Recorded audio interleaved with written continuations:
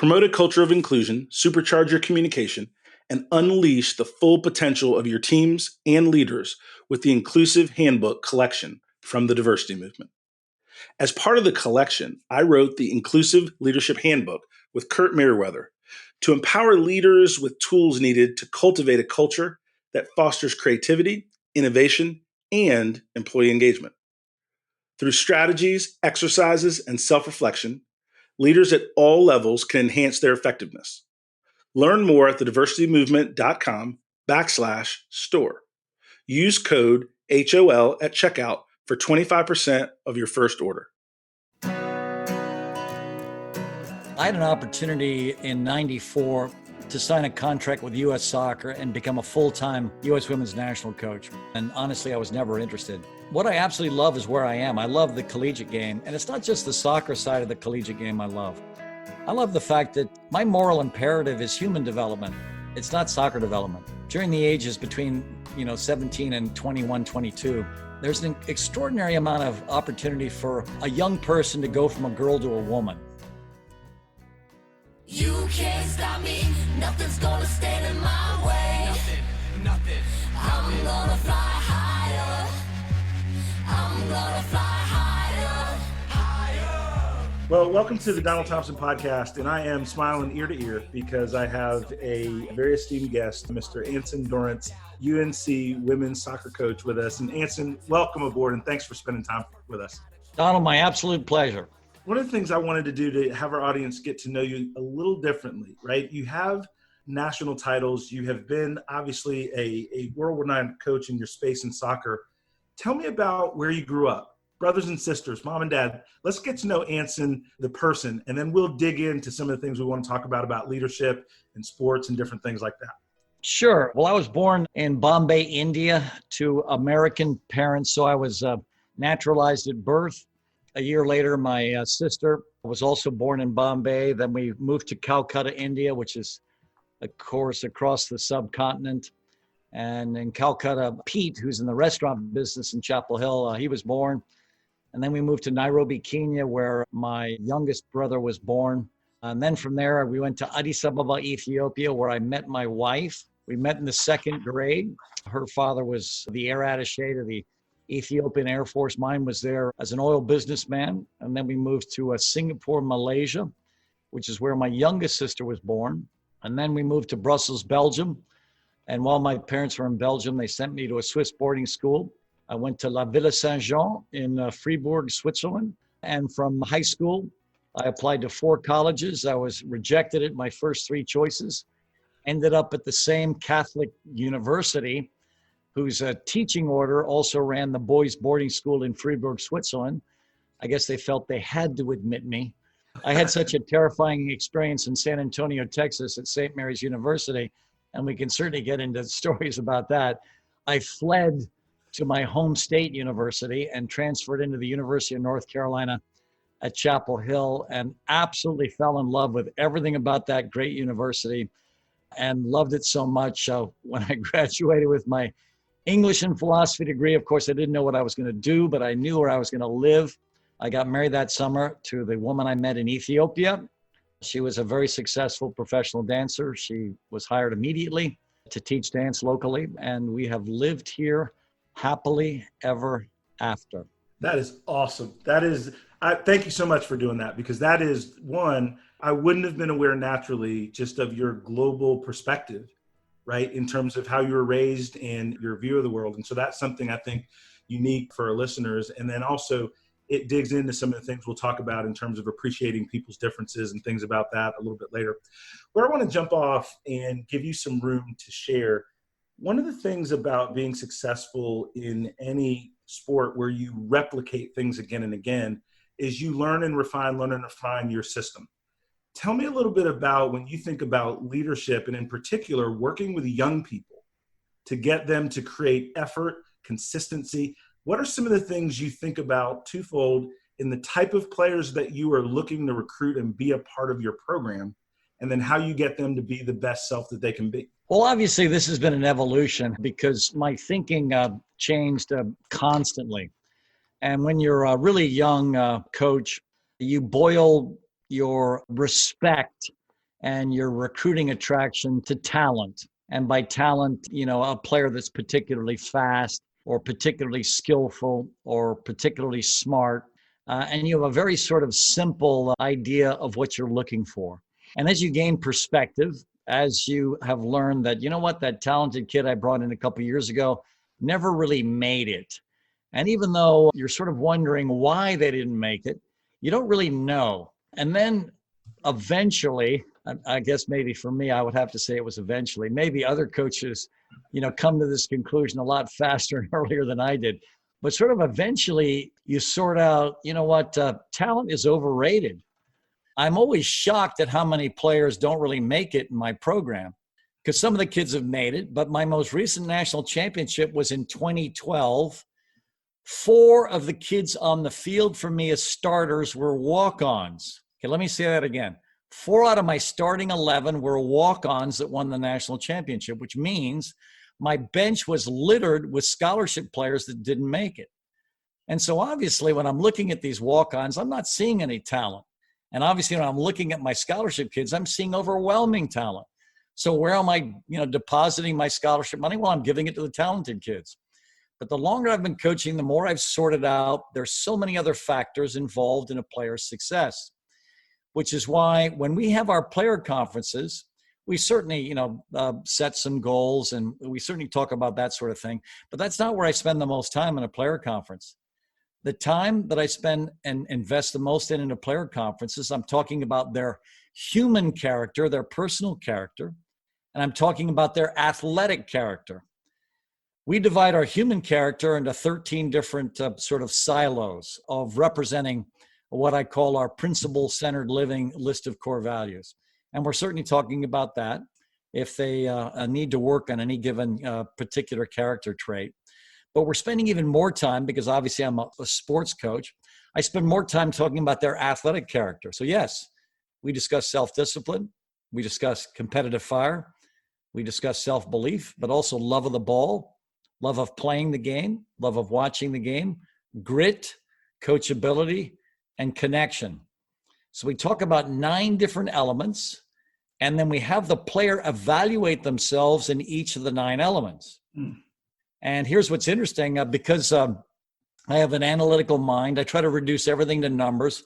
It's much better and easier to deal with numbers than, those esoteric psychological things or philosophical things. By the way, I studied English and philosophy, so I know all about how philosophy engages people in conversation.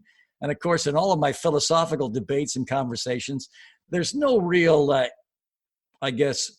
endpoint to this conversation, which is why numbers are so much better, because they're quantifiable. You can see improvement in them.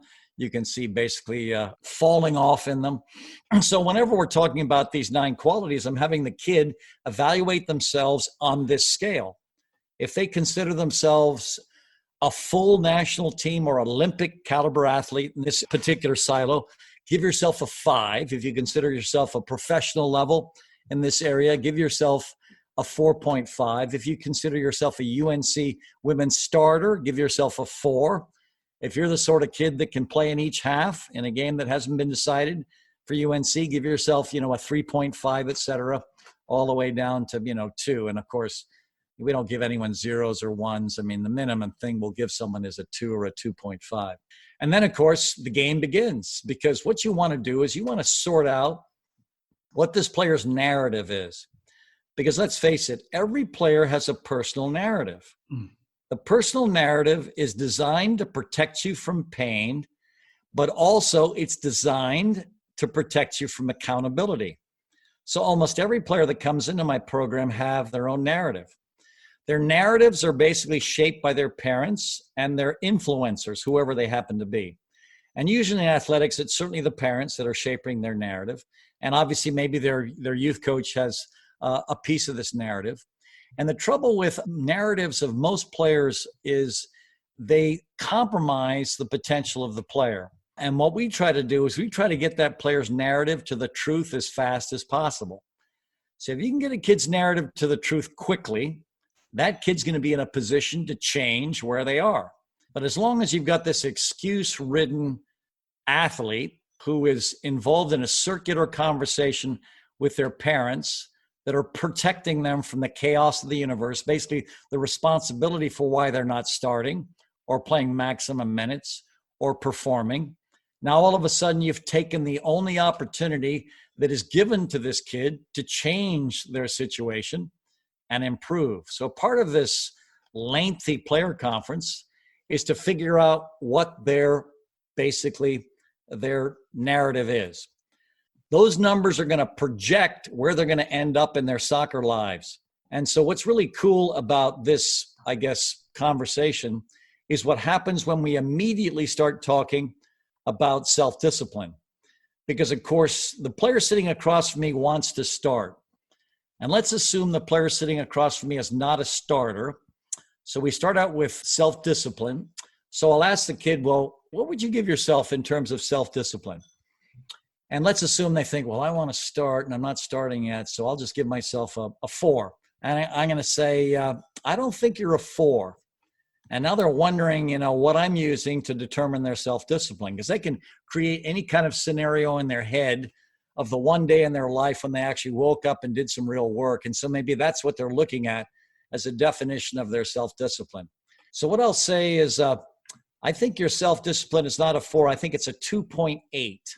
So then we talk about competitive fire. I have this thing called the competitive cauldron, where every player is ranked in 28 different categories throughout the entire season. At the end of the season, we have an alchemy or some sort of algorithm where all of those 28 categories are blended together and they're given a team rank in terms of practice performance. That practice performance is going to project where they're going to end up as a player in the future. So basically, let's assume you are, let's say, 15th on the team in the competitive cauldron. So now I'm asking the player again, what do you think your competitive fire thing is? Well, I'm very competitive. I'm always fighting and blah, blah, blah, blah, blah. And I said, what do you give yourself? And they say, well, I think I'm a 4, because they all desperately want to start. And I'm going to say, well, where'd you rank in the competitive cauldron? And now they're going, oh, we're using some more objective criteria for my number here in competitive fire. And I'm going to say, well, anyone that's in the top 10 in the competitive cauldron can give themselves a 4 or above. Where were you? Well, I was 15th. All right, so then do the math. So now, of course, they're now down around a 3.5 or something. So basically, we have an algorithm for every single one of these things.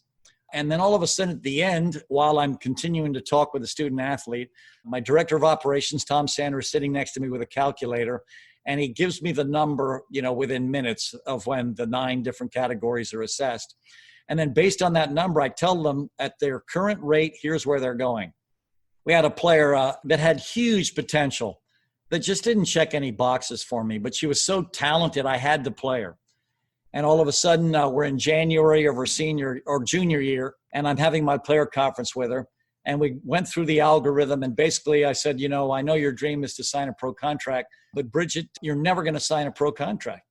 And I'm looking at the numbers, you're just not going to do it. You don't check all the boxes. And from my experience, because I've been doing this forever, this isn't projecting a professional. And of course, this is her dream. And tears are streaming down her cheeks. I'm just saying, you've got to be better. You've got to do this, you've got to do this, you've got to do this, you've got to do this. And there were so many different things. I mean, she was overwhelmed.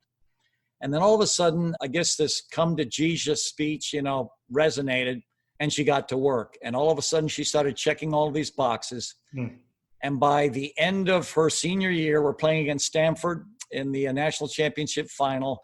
Bridget has the game of her life, and she plays absolutely out of her mind. But in the interim, between that January meeting and her December performance, she's starting to check these 9 boxes.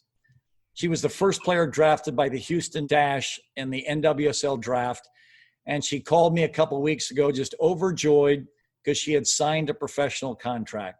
Well, what had happened between January and December is she started checking the boxes. She took her narrative that was protecting her from pain and accountability, and she jumped in with both feet and started to go to a completely different level. And I think she's going to be a very successful professional athlete. No, that is awesome. There's a couple of things that I wanted to unpack a little bit. Sure. Is the competitive cauldron something you started out with or something that you developed, right, as a way to bring it forward? Because regardless of soccer or life, you're kicking out knowledge and nuggets that are about how to identify, grow, and build that championship fiber in the components you need for any winning team. So I'm super interested in a little more detail there. Donald, thank you. I'd love to expand. And I really appreciate you allowing me to sort of drill into this, because I've got to give Dean Smith full credit for this. When I was a young coach at UNC, he was just an extraordinary man, and just so gracious for all of us that knew absolutely nothing about, what we were doing. But he was just so accommodating and so kind to me.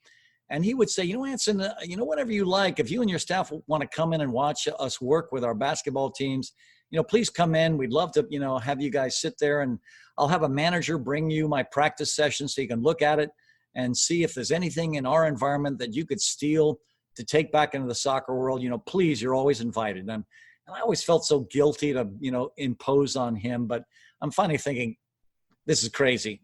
I have to take advantage of this great man. And so I did. So I show up with my entire staff. We have to sit in a certain section, first in Carmichael and then in the Dean Smith Center whenever we went to practice. And sure enough, we're sitting there. And as we're sitting down, the manager's handing me and my entire staff this perfect printout of practice. And I'm looking at this going, holy cow, because this is down to the minute. And of course, for me, I guess I look at my practices as a work of art. I might do a little bit over here, and then I'll do a little bit over there, and then I'll do a little bit of this. And so I'm looking at this thinking, this is unbelievable. And I'm just stunned at this. And then I am looking at my watch, and sure enough, on the minute, there's a water break, and then they're out of the water break in 2 minutes, and then they're on to this, and they're on to that. And I'm following the schedule, and it's just incredible. But then I'm looking at something else.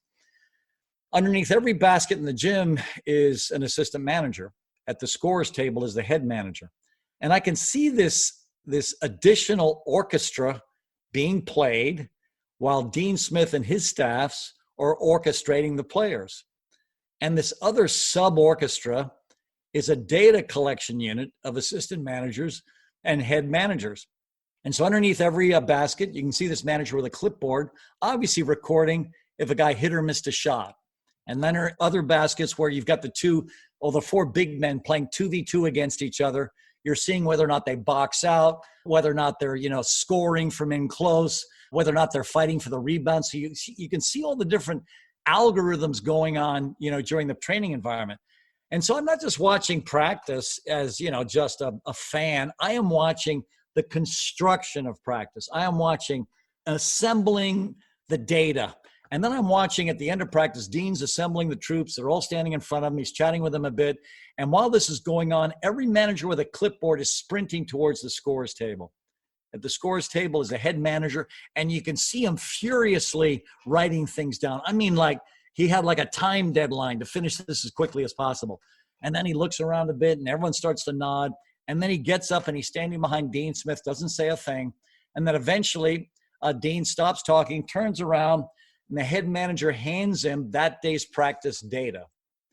Based on where that kid finished in practice from 1 to 15, the players were told what to do. The kids that finished in the top 5 in practice got to leave and shower immediately. The next 5 started doing suicides, and the last 5 were doing suicides until the end of recorded time. And I was thinking, holy cow, look at the accountability of this stuff. Because usually, here's what happens in a practice. If I'm looking in a certain direction, those kids are working hard. If I turn around and I look at this scrimmage over here, those kids are working hard. What happens in the environments that you're not immediately supervising and watching? There's a little bit of a drop-off, not an enormous drop-off, because these are obviously elite players, but there's a tiny bit of a drop-off. One of my favorite Damon Neha stories, and he's my assistant at UNC, is he was talking about one day he was so disappointed in the performance of his youth team. And he brought them together, and he was really upset with him. He says, let me ask you something. If the national youth coach that all of you guys want to play for were on that sideline right now, could you guys play at a completely different level? And every one of them said, yeah, we could all play at a different level. And he said he wanted to shoot every one of them. He said, exactly. I can't believe it. So the only thing that's driving you is who's watching you. So none of you guys internally have this capacity to drive yourself to your potential unless someone else is the motivating factor. And that's just a wonderful story, because basically the people that are extraordinary, the ones that make it, they don't need other people to drive them to their potential. There's something burning inside them that Yep. takes them to a completely different level. And if all of us have to rely on other people for our own inspiration, yeah, we'll be inspired occasionally, but that's not the sort of person you want to be. You want to be intrinsically motivated. Yeah, that's powerful. And it doesn't get you up at 5 a.m. when you got to do your personal work. It doesn't make you operate at a winning level when no one's watching, and that's where the win begins anyway, right? And obviously you're aware of that. Let me do this. I'm going to give you a couple topics, and let's hit them quick, and then we'll come back around to where we're interested. So there's a lot going on in women's sports in terms of pay equity, right? At the Olympic level, at the national team level. Give us your thoughts there, right? Share with us your perspective when you look at the world of sport, and let's talk about women's pay equity and go. Well, I love it. Thank you for throwing me into the deep end. I mean, talk about asking me something that will be incredibly controversial no matter how I answer it. And my problem is I'm not politically correct. And so that's why when someone asks me a dangerous question like this, unfortunately, I'm going to tell you what I think is the truth. And this isn't going to win many fans on the gender equity side of the equation, but this is what I absolutely believe. Yeah, I think we should figure out ways to have some transparency, certainly with our women's national team. And the way the transparency should work is right now, what's really interesting about the way U.S. soccer can manipulate the women is they can say things in a meeting like, whenever we're selling our promotional package and trying to get money out of Nike and out of this sponsor and that sponsor, I'll be honest with you, they predominantly want the men. So even though we're getting all this money, for all of our operations, 80% of the time they want to just invest in the men. So the fact you guys are getting any money, you should just be grateful for. And of course, they can make this case because whenever you have these business meetings with Nike or, whatever the sponsor is, Coca-Cola or Pepsi or whoever it is, I mean, those girls aren't involved in the conversation. What U.S. soccer is doing is they're selling the whole package. So in the meeting with the girls, when they've got this, this collective bargaining agreement on what they're going to play the women on the team as opposed to the men on the men's team, they can invent anything they like. They know the women aren't in the room.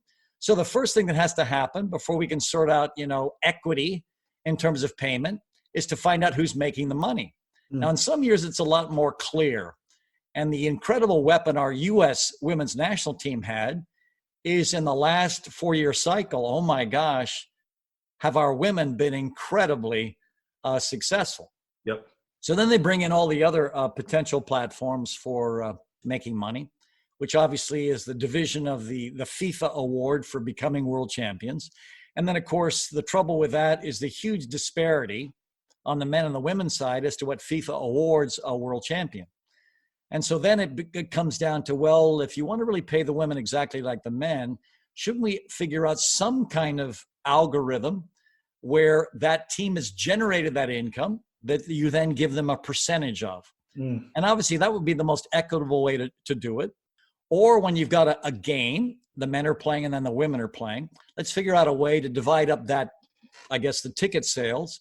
But then you've got all sorts of arguments on both sides of this divide on the marketability of the two teams.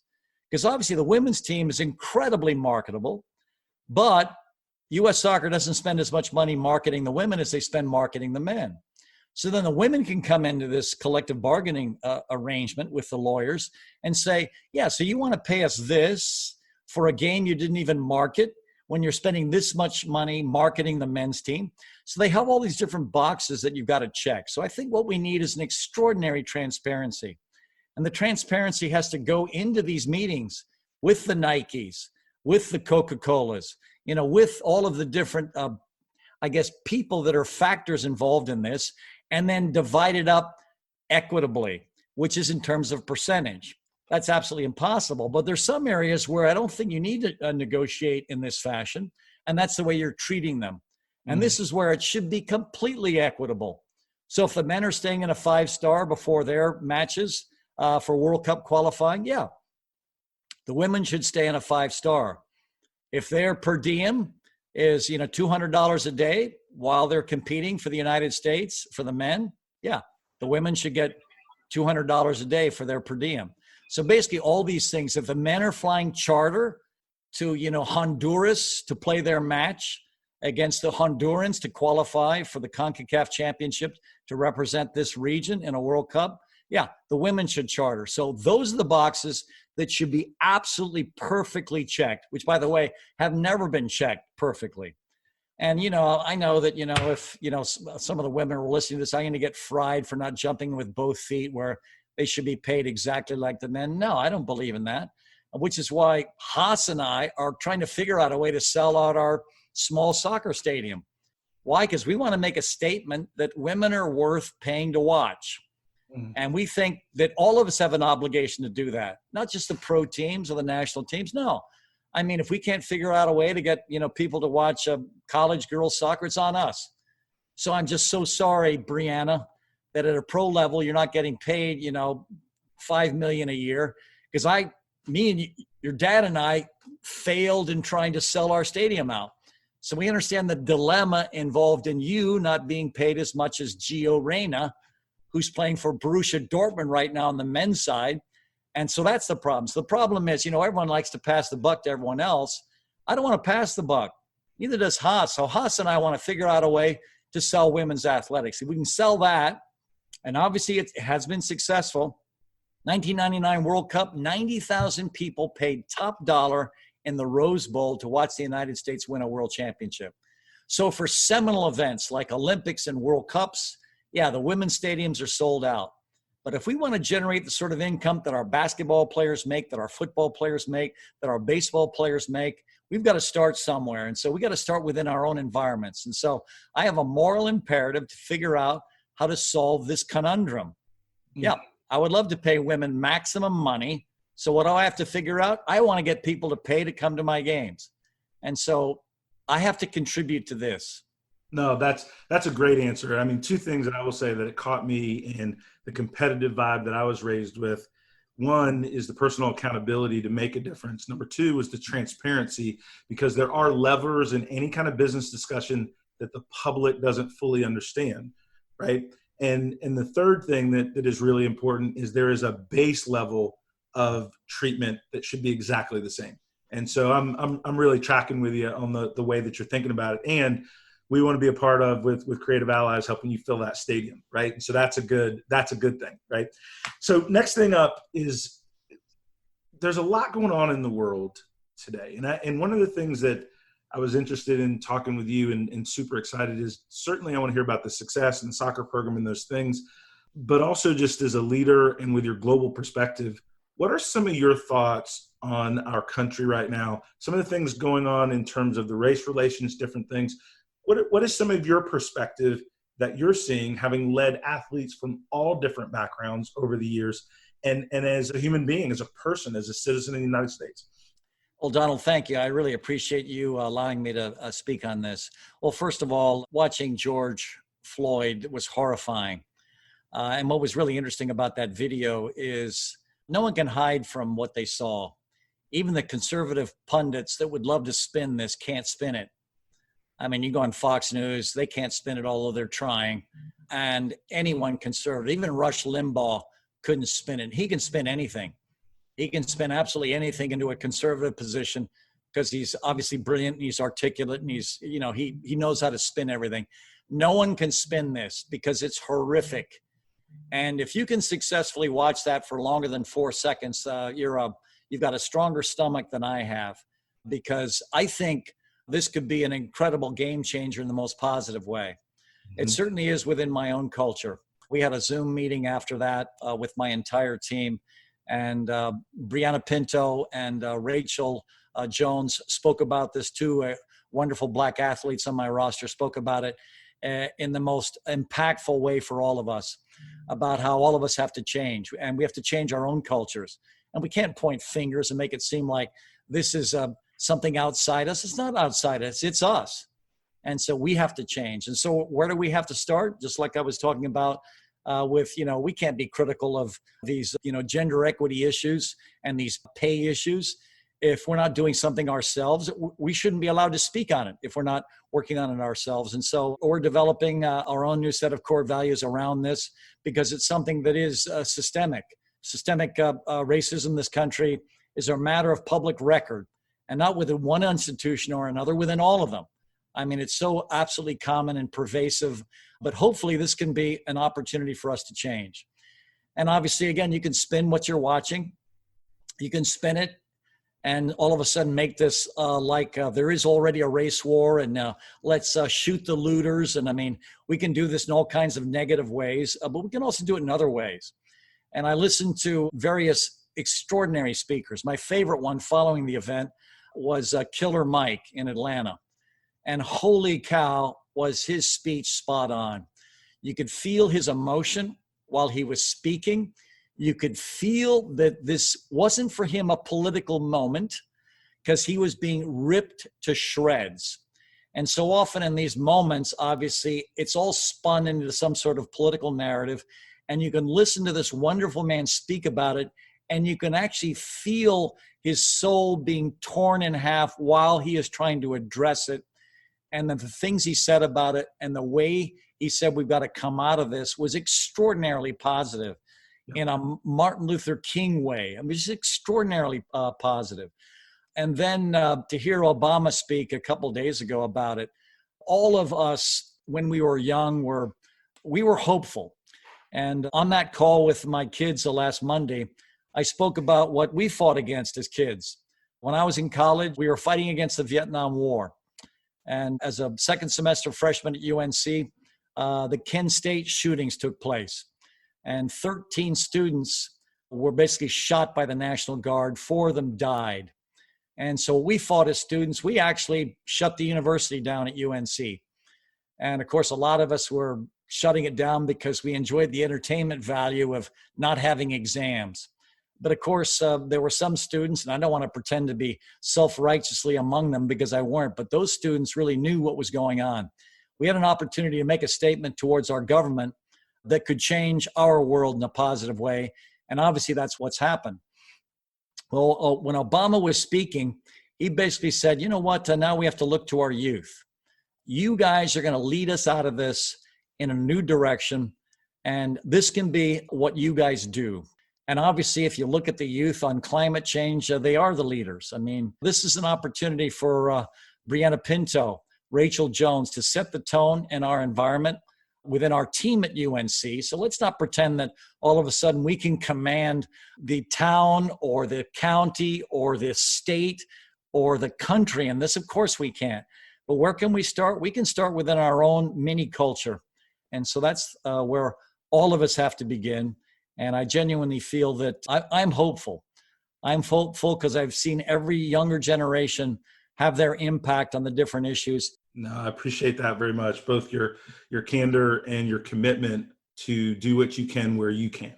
And I think as an African-American leader, a business person, all of those different things, what we look to in people of influence like yourself is do what you can where you can.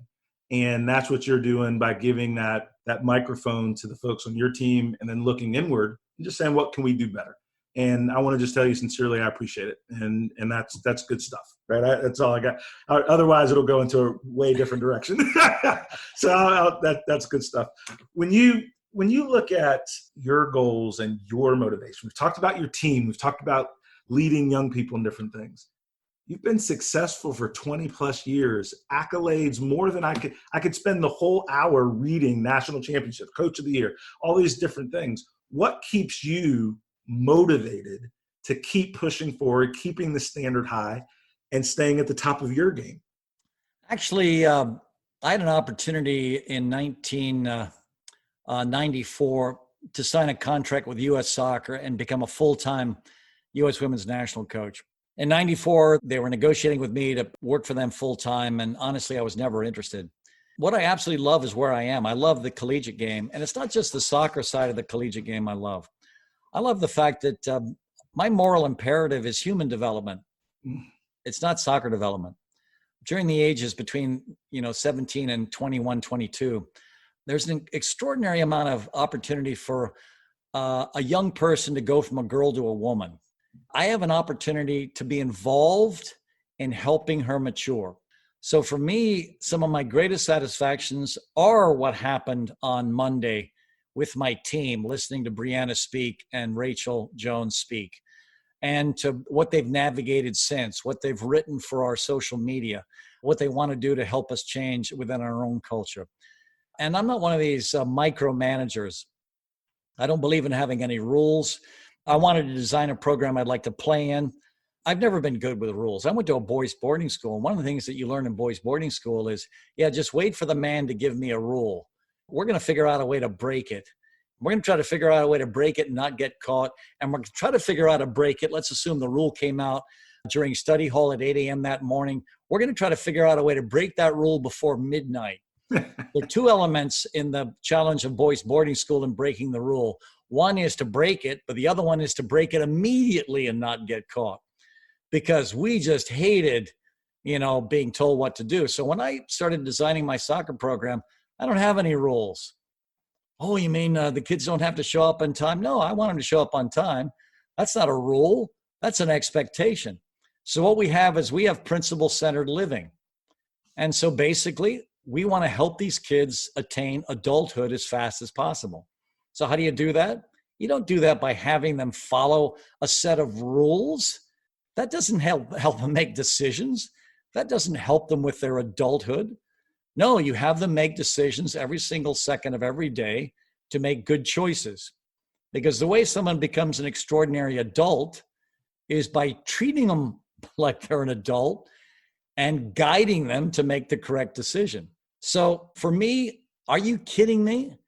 This is a petri dish of trying to get this kid to adulthood as fast as possible with all those wonderful temptations along the way. Franklin Street, talk about a temptation. Oh my gosh. I mean, you could spend 4 years in Franklin Street and come out with an interesting kind of education. But no, we want them to have a balanced life between obviously their character development, which is for us a priority, their academic development, which is our second priority, and then their soccer development, which is their third priority. And we want them working on all three all the time. So we've got to teach them principle-centered living. We've got to teach them to make correct choices. And for me, there's no more enjoyable prospect than watching a young kid grow up in an incredibly positive way. So for me, this job, I've died and gone to heaven. I didn't qualify for this job when I was given it. And I just can't believe what I have an opportunity to do because I absolutely love it. Because I'm in the business of human development, not soccer development. Oh, that's phenomenal, and appreciate that. Listen, we've wound down, but I enjoyed it, man. That was great. You can't stop me. Nothing's gonna stand in my way. Nothing. I'm gonna fly higher. And thanks everyone for listening. We'll begin your feed every week with new episodes from entrepreneurs who inspire you to do more. So be sure to subscribe to the show, and if you have a minute, give us a rating and a review as well. This podcast is edited and produced by Earfluence. If you're looking for more information on how full-service podcast production can amplify your voice, build your community, visit earfluence.com. Thank you for listening, and we'll see you soon on the Donald Thompson podcast.